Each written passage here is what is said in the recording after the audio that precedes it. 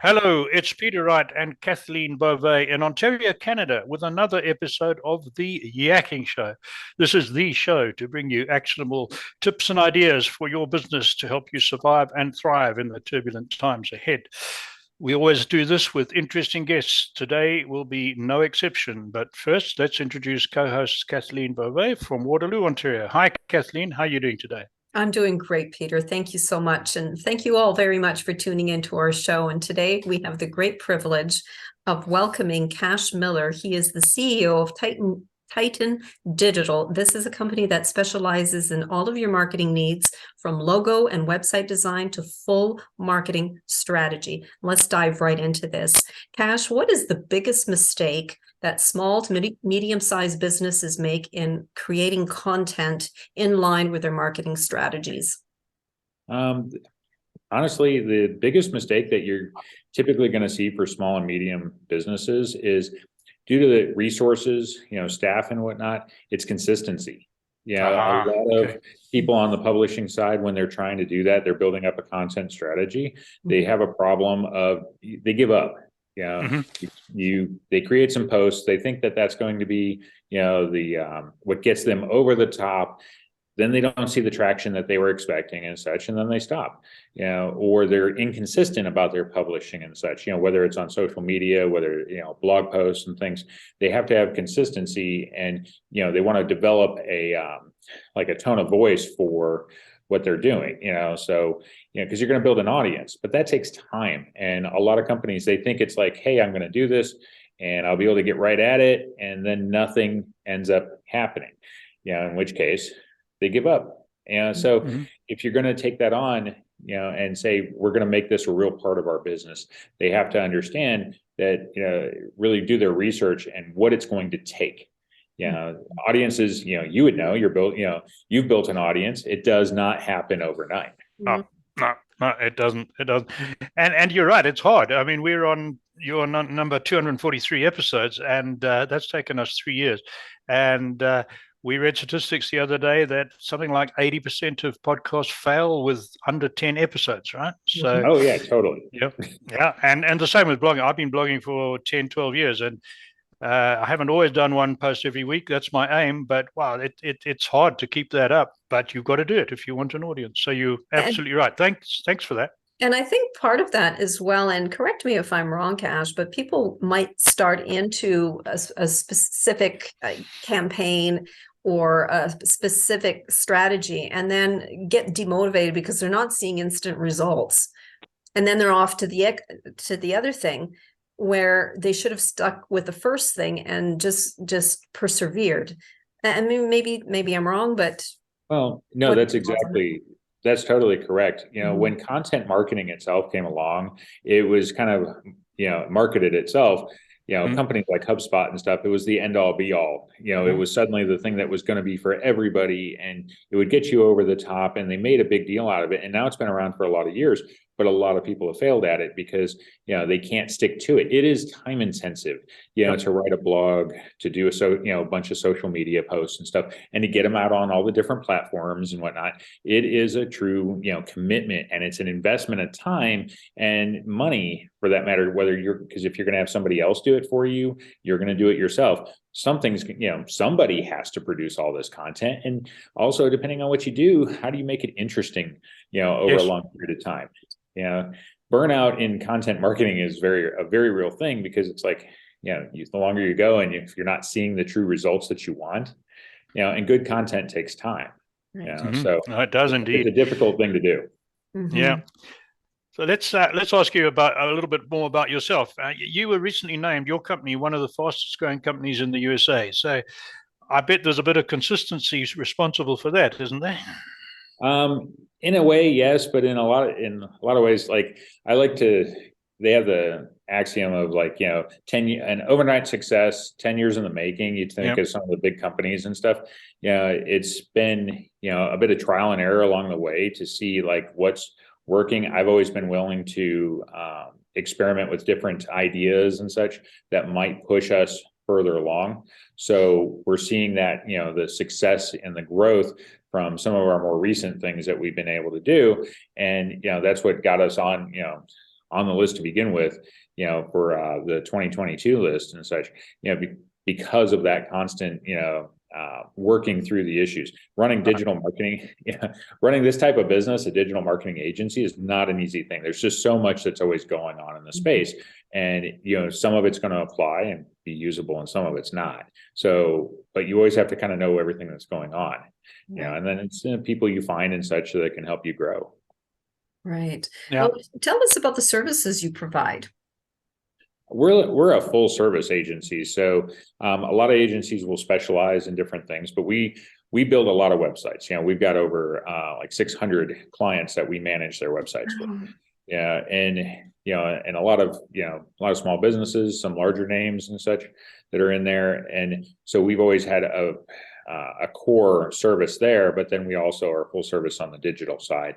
So we do, SEO, and we're doing social media and stuff. We've gotten a lot into programmatic advertising, which is a really interesting field that for a long time was only available for like really large agencies and large brands. And it's become more open for small and medium-sized businesses to be able to take advantage of it. So we've been, working in that space a great deal. Running video, audio, HTML5 ads and stuff. The stuff that you see that's all over the internet. You go to a site and you're getting hit with different types of ads. They can be highly targeted. And so running those kinds of ads that can really define, you can put a refined audience together. So we're really gotten into that a lot. Does has AI helped you at all? Yes. The invention of ChatGPT from an agency standpoint is like one of the best things ever. Especially when we talk about content and what you can do. Google's put out that they don't care how you create the content. They're not going to penalize it or anything like that. And that for us as an agency is very important because we have, as an agency, we're embracing it across the board. We're finding out every which way it can help us do our jobs better and more efficiently. And take stress off the staff and such as we're doing it. So it can write you blog posts, it can write you social media stuff, it can write you a whole website. The trick with all of that stuff is it's the input that you give it. If you can't give it the right instructions, then it's not going to give you the right output. And so you still need trained people that really know what they're doing, to be able to make that happen. Anybody can use something like chat, but how effective it is, like I say, it's been all in the news and stuff that it's like, hey, it can code you an entire website. That's great. But if you don't know what to do with the code, it doesn't really matter. Right. So. Absolutely. Yeah. Very important.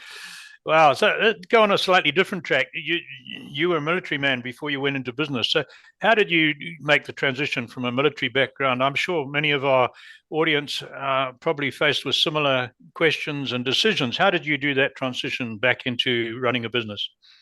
Well, for me, I started learning SEO. That's like where my background began for doing what I do now. But I was in the military multiple times in the U.S. Army. And the second time, I'd run a business. I went back in the military. It's like I was never going to run a business again. But then I got the itch like really fast. Like I'd been burned out and stuff. But then it was like, okay, I need something to occupy my time. And I actually built, and this was like 2007, I built my own website. And it was like, I made it a small business like information site. And I said, I'll write the articles, I'll put everything on here. And it was accounting and marketing and management and stuff. And I'll share with everybody all my mistakes, essentially, But so I built the site and I wrote a ton of content and everything. And I said, how do I get anybody to actually look at this stuff? And so I started learning SEO. And I started making contacts with, I decided I didn't want to write all the content because that was like really time consuming. So I started contacting business coaches, figuring, okay, well, these are experts in the field. So let me reach out to some of them. And I made a bunch of connections. They said, yes, you can publish our content and such. And some of them, though, once they started realizing the traffic I was, starting to get, they were like, hey, could you help us out? I'm like, sure. Yeah. Like they're, hey, we'll pay you if you can help, do the SEO stuff on our site. And it come about 2011, I'm like, I was actually in Afghanistan at the time.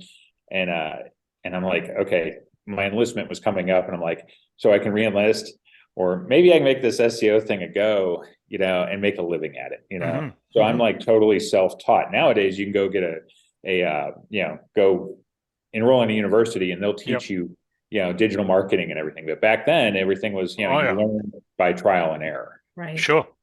Yeah. Oh, that is interesting. Wow. Yeah, So it's worked out pretty good though. Sounds good. Good. yeah. So what is one skill or discipline that you got from your military service that has benefited you in business leadership?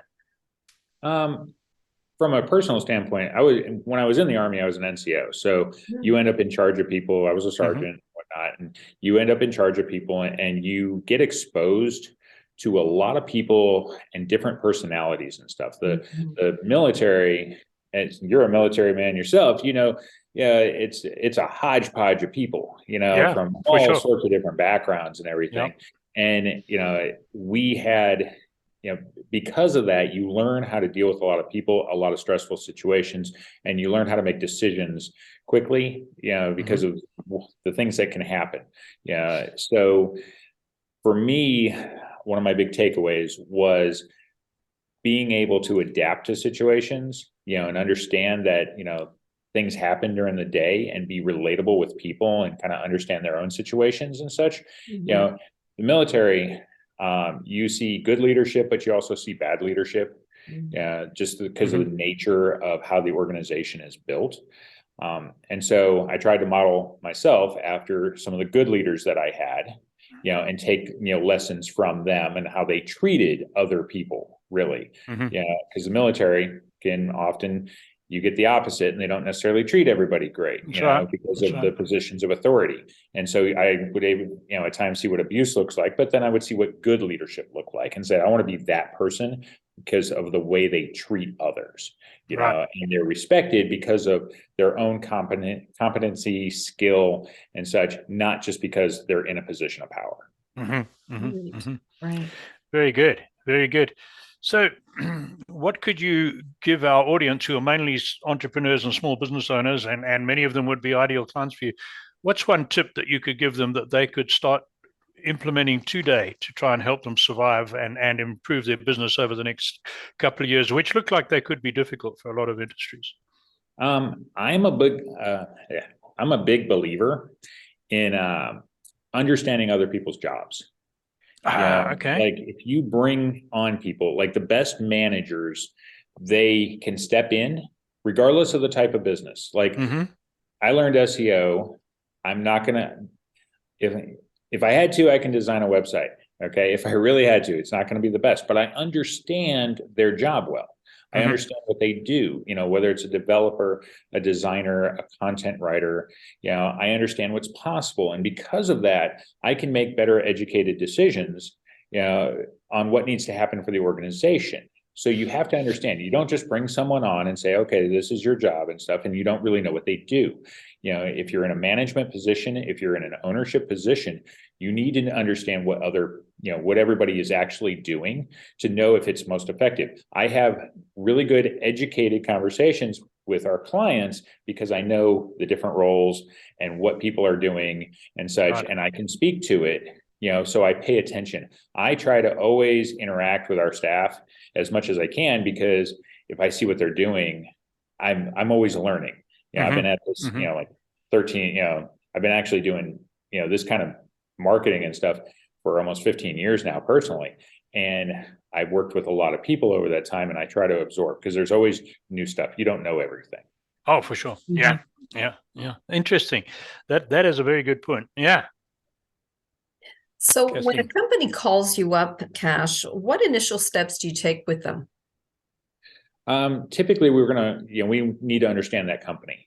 We've worked with a lot of people in a lot of different fields, from, lawyers and doctors, and we have a lot of insurance agencies. Every company is different. One of my favorite things has been like manufacturing and stuff, because I have a little bit of a manufacturing background, way in my past. And so some of my favorite clients have been ones where I've been able to visit on site and see what they do. I once visited a company that did ball bearings, and they became a client and such, and they had equipment that was literally from World War II that had been used to manufacture tanks.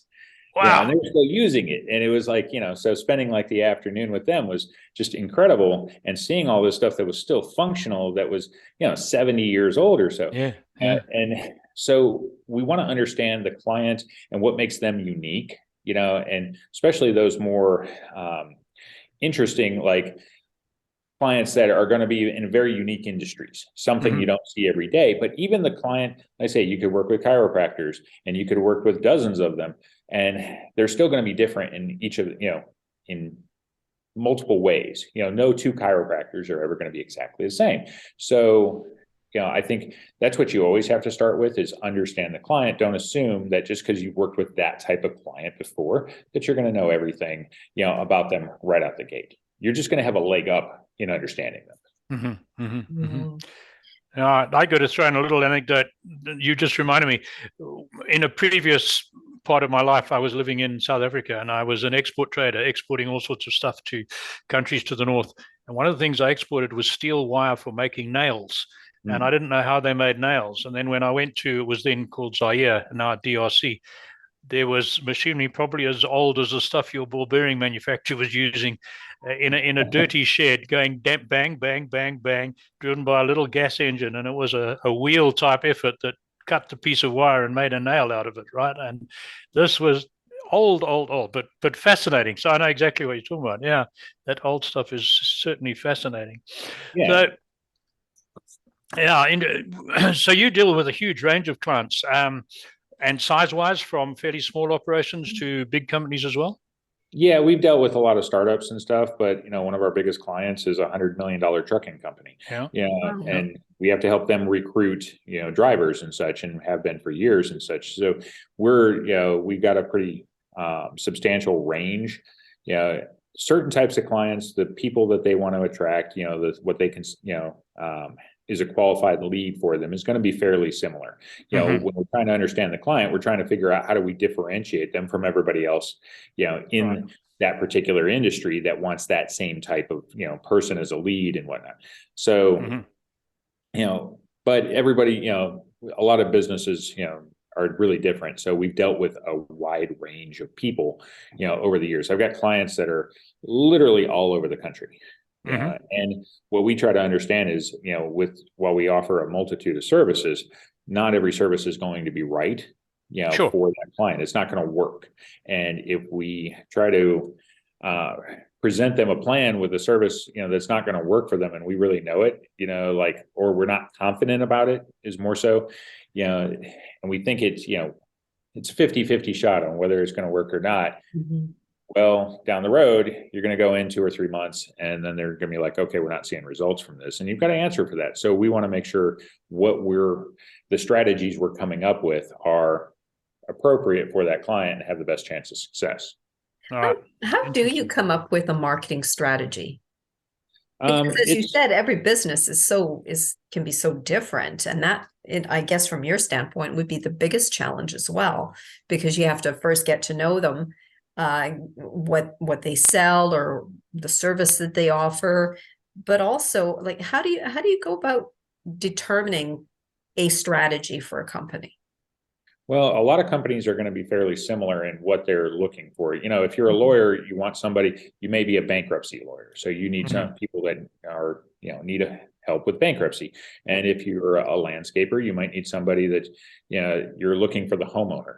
Somebody that's going to want to do that, or properties or something, commercial properties, like, depends on what specific you want. So what we're going to do is we want to looking at the company, we're looking at the differentiators. How do we make them stand out against everybody else? But we also want to know what's your end goal. You want to, in some cases, you take a Coke, okay? Large brands like that are looking for continuous brand exposure, but they're sold through grocery stores. So, convenience stores and those types of places. So they want that exposure, but they don't need a lead. They don't need somebody to contact them online saying, hey, I want to buy a Coke. So in doing that, we want to see what the business actually needs, and then you're going to go from the strategies themselves. We focus on everything digital. I'm not going to do something that's like I can design you a billboard, but I really don't want to help you with a billboard, okay? Because it's just not in our wheelhouse.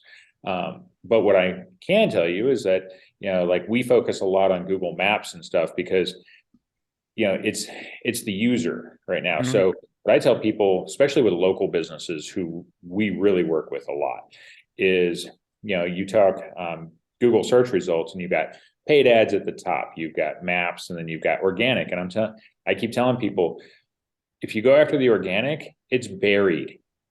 It's people are not going that far. There's too much competition, and they're not even going there because most users have transitioned to doing a lot of their searches on their phone. And if I need something local, I'm not going to the Chrome browser or Firefox or something else. I'm not loading up the browser because I want to find the local restaurant, a Mexican joint or something. I'm loading up Google Maps. So based on how I think they're going to need to find you is how I'm going to tailor my strategies and such, and then it's going to be budgets too. So, because I'm going to have, certain things that are going to come first, So if you need somebody to contact you, make a phone call, I'm going to have to focus on the map stuff because I know you're going to be found locally. If you're going to be something that's more, if you were more e-commerce, my strategies would vary. They would be totally different. I don't care about the maps, and I would probably do some sort of an ad focus strategy, there, because you can run ads for specific products. So it's really, like I say, it's really going to vary based on the type of business. So, but I need to figure out what's your end intent. Do you want to lead? Do you want impressions? Do you want to sell something online? The one thing I always stay away from is if you've got a $10 widget, I'm not your guy to sell it. That's right. You want stuff that's, if anything e-commerce, you're going to want something that's going to have a good payday. Because the other thing is that you're looking for is to determine what's right. What do they make on it? If you're dealing with a roofing company, and I know the roofing company will make $6,000 on the roof, when they sell one, well, that makes my job a lot easier. You don't need a high volume, you need high quality, for people. So, it's what's their ROI. So I'm always looking at that too. And I want to work with companies primarily that are going to get a good return on their investment, because of what they sell. I say they sell a roofing job or a new garage door or something like that, they'll have a good, good return. And that's really important to, for anybody investing in any kind of digital services, first ask yourself, what do you make, when you sell something? That's right. Yeah. Very important. I'm very interested in you're doing work for trucking companies, big ones, trying to find drivers. That must be quite a job. We're noticing in Canada that trucking companies are really every transport company you drive past has got a notice outside saying, I need a flatbed driver or an owner driver or a DZ driver. Is it the same where you are? Oh, totally. In fact, we deal with truck driving companies and have for a long time, but also trucking schools. And I'll tell you, between the two, I always prefer helping trucking schools. It's a lot easier to recruit people that are looking to enter the industry than it is to get them to switch companies. What I found in the trucking space is everybody has the same offer.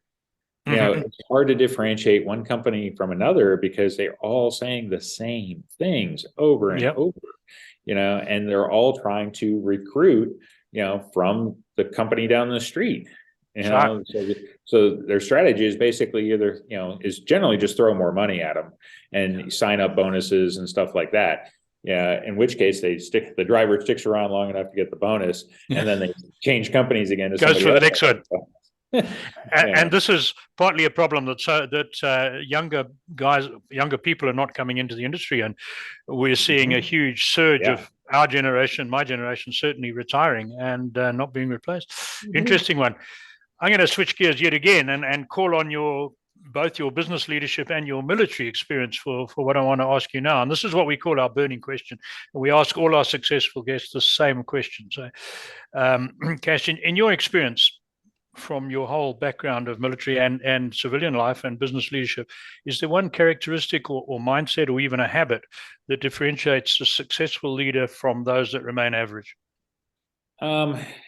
Like with military and in any kind of a business ownership, you have to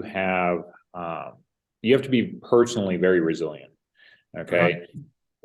In both cases, there's a lot of emotional up and downs that you will experience. And so if you essentially don't have the stomach for it, because entrepreneurship, you have to have a pretty strong stomach, to be able to tolerate some of the things that go on. People work for other companies and don't become entrepreneurs and stuff because it's a safer thing to do. Sure. Yeah.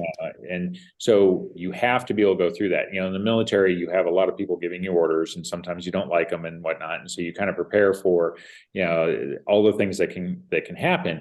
And the same thing goes when you're running a business, because I say you can have a great day, and you could come in, you sign the big client and stuff, and the next day you have a different client that was really big and they leave. And so it's a roller coaster. You could have it, like yesterday, I just made a great hire, that I was really trying to find somebody. And so we were able to bring somebody on that I'm really excited about. But next week I could have somebody that's been here for 5 years leave, Yep, but I sure. was, that's been and then I'm scrambling and saying, okay, what do I do now to replace them? Right. So you get a big emotional roller coaster out of it. Yeah. And just using that example, when your employee who's been there 5 years leaves, you can't afford to take it personally, right? That's just the way life is. In any kind of a leadership position, and I know, like, you see, in the news and stuff, the big companies, especially lately, they've been doing layoffs and stuff. Mm-hmm. And then the CEO gets clobbered and stuff over it. And why do you do this? You have to learn not to take, certain things personally, because everybody has an opinion.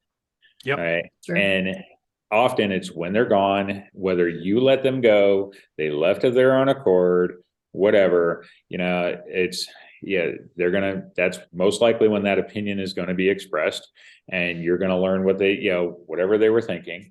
And you got to try to separate and be a little bit unemotional about it. I say it's hard. You take it personally. It's very tough to avoid, because you're saying, part of you is saying, what did I do wrong? And I'm like, another part saying, well, I've done a ton right. I'm not going to worry about this. So you have to learn to be able to, like, ignore or shrug off. You can't do it totally. It's not possible, but you've got to be able to quickly recover from it and stuff. Sure. Because it's, and understand that everybody's going to have their own point of view on something, but they're not.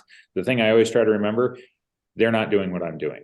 They're not in my position. They're not in my shoes. And so they're not going to have the whole story. They're not going, and who knows what they would do if they were. So you get beat up a bit, especially the longer you do it. And you have to learn to be able to take, I say, survive the roller coaster. Right. Yeah, you just certainly do. So, Cash, we're running low on time, but how do people contact you? You can visit our website, titandigital.com. And I can personally be contacted if anybody wanted to reach out at cash@titandigital.com. And certainly anybody wants to connect on LinkedIn. You can find me easily enough there. I have like 3,000 connections. So I know a lot of people that but you don't really know. But those would be the ways that, and you could call our office, 615-890-3600. Got it. Okay. Good. Thank you for that, Cash. And for our audio listeners, all of that information is in the description on whatever platform you happen to be listening to this on. So you can hop over there and get hold of Cash. And last message from me for our audience, so you don't miss out on more guests like we've had with Cash today, hop onto our website, theyakkingshow.com, and sign up for our newsletter. It's very easy to do. We only send you one email a week with news of our current and forthcoming guests. And with that, it's back to Kathleen to close it off. Thank you again so much for being with us today, Cash. That was very informative. And thank you all once again for tuning into our show. If anybody is interested in being a guest on our show, please visit us at theyakkingshow.com. All you need to do is click on the contacts tab, where you will find a short application form. And please, if there are topics you'd like us to cover, let us know. We'd love to hear from you. So until next time, take care, everyone. Bye-bye. Goodbye.